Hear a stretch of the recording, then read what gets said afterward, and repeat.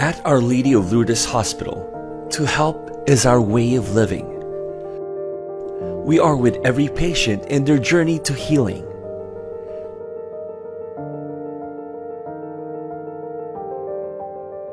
Ako po si Roland Chan, 59 years old.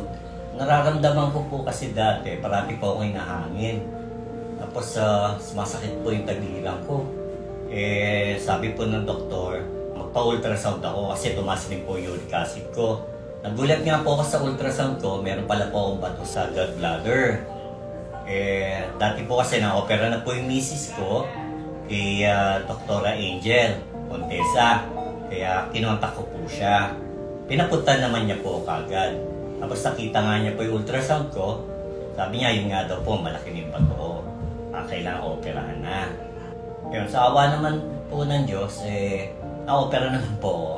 At wala po ako masabi sa mga doktor dito dahil ang turing sa'yo, hindi ibang tao. At hindi ako pinabayaan. Talagang concerned sila na bumuti ka. Maraming salamat sa mga doktor dito. Magandang araw po sa inyong lahat.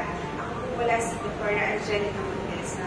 Ngayong araw po, tayo po ay mag-opera po sa isang pasyente at ang ating operasyon na gagawin ay open cholecystectomy. Ang ating gallbladder po ay isang pear-shaped organ na makikita po sa ilalim ng pinakatay.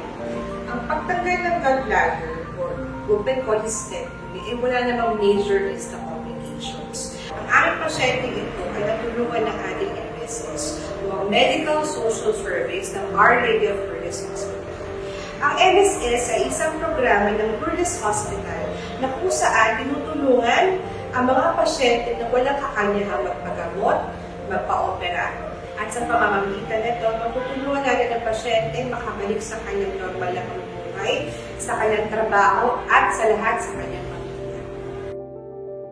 Creating positive change that will impact their lives forever, one step at a time. Our Lady of Lourdes Hospital,